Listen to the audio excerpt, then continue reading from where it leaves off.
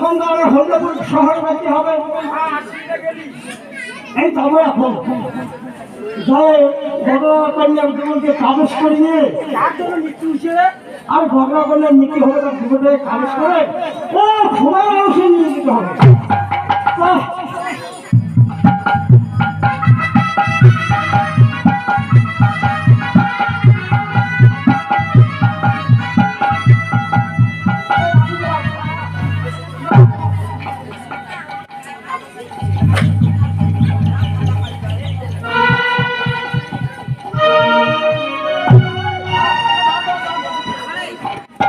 ভালো করে বাঁধলে যখন ভূমি না হয়